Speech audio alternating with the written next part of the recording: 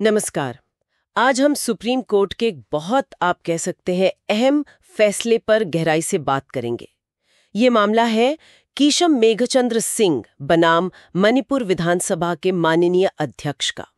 जनवरी 2020 का जजमेंट है ये, और हमारे पास आधार है सुप्रीम कोर्ट का वो आधिकारिक निर्णय। आज हम समझने की कोशिश करेंगे कि दल बदल विरोधी कानून के तहत स्पीकर की भूमिका क्या है और खासकर तब क्या होता है जब स्पीकर फैसला लेने में देरी करते हैं। यहां से मामला बड़ा दिलचस्प हो जाता है। सोचिए, एक विधायक हैं, कांग्रेस के टिकट पर चुने गए हैं और चुनाव के ठीक बाद वो दूसरी पार्टी यानी बीजेपी की अगुवाई वाली सरकार में मंत्री बन जाते हैं। हाँ। और उनके खिलाफ जो दल बदल की शिकायतें थी वो स्पीकर के पास सालों तक पड़ी रहीं। सालों तक। हाँ, आखिरकार फिर सुप्रीम कोर्ट को इसमें दखल देना पड़ा।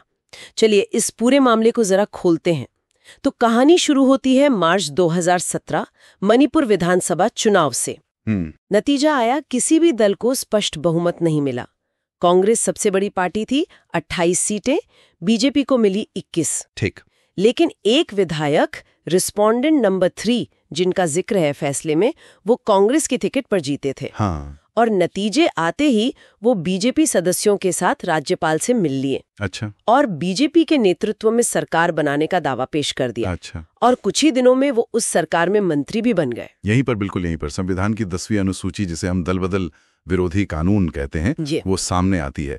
इसका पैराग्राफ 21A है। वो साफ कहता है कि अगर कोई चुना हुआ सदस्य अपनी मर्जी से स्वेच्छा से अपनी राजनीतिक पार्टी की सदस्यता छोड़ देता है, छोड़ देता है, तो उसे सदन की सदस्यता के लिए अयोग्य ठहराया जा सकता है। और इस मामले में वो जो कांग्रेस से चुने गए सदस्य थे, उनका बीजेपी सरकार में मंत्री बनना प्रथम दृष्टया कोर्ट ने इसे स्वेच्छा से सदस्यता छोड़ना ही माना। अच्छा, इस्तीफा देना जरूरी नहीं है? नहीं, जरूरी नहीं। कोर्ट पहले भी कह चुका है कि ये सदस्य के आचरण से भी तय हो सकता है। समझ गई।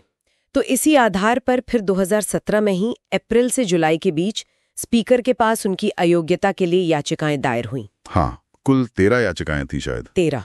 और फिर भी स्पीकर ने उन पर महीनों, बल्कि कहिए सालों तक कोई कार्रवाई ही नहीं की।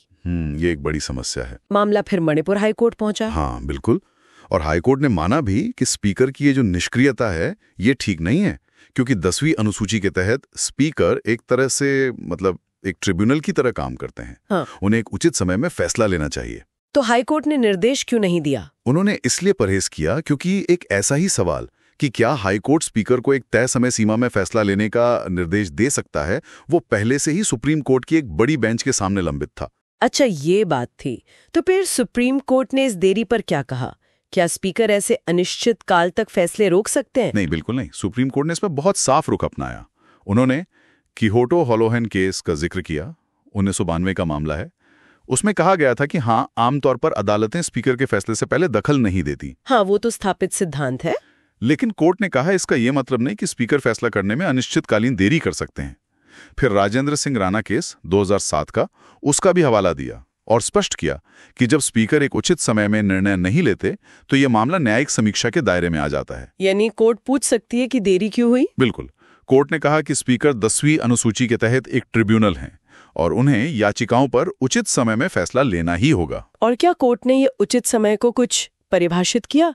कितना समय? हाँ, ये बहुत ही महत्वपूर्ण है इस फैसले में। कोर्ट ने कहा कि देखिए, हर केस की अपनी परिस्थितियां होती हैं, लेकिन सामान्य तौर पर अगर कोई खास असाधारण वजह ना हो तो याचिका दायर होने के 3 महीने के अंदर फैसला हो जाना चाहिए। 3 महीने? ये तो काफी स्पष्ट समय सीमा है। हाँ बिल्कुल। कोर्ट ने यह भी कहा कि अगर दल बदल करने वाला सदस्य एक दिन भी सदन में ज्यादा बना रहता है तो ये संविधान की मंशा और नैतिकता के खिलाफ है।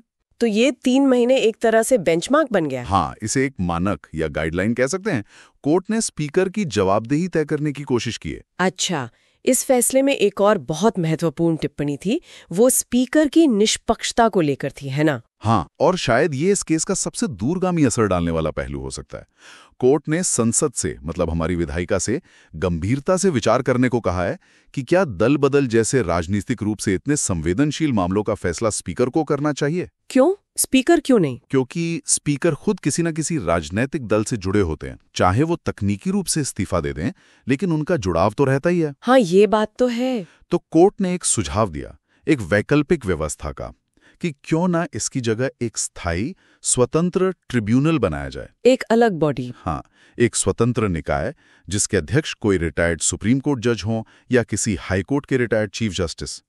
इससे क्या होगा कि ऐसे विवाद तेजी से और निष्पक्ष रूप से सुलझ सकेंगे और 10वीं अनुसूची को असली ताकत मिलेगी। ये सुझाव तो बहुत ही तार्किक लगता है। इससे निष्पक्षता बढ़ेगी। निश्चित रूप से, लेकिन इसे लागू करने के लिए संवैधानिक संशोधन की जरूरत पड़ेगी। वो तो है। खैर, वापस मणिपुर वाले मामले पर आते हैं। अंत में कोर्ट ने क्या को अयोग्य ठहराने या मंत्री पद से हटाने का आदेश, जिसे रिट ऑफ क्वो वारंटो कहते हैं, वो देने से इनकार कर दिया। क्यों? क्योंकि ये पहला क्षेत्राधिकार स्पीकर का है।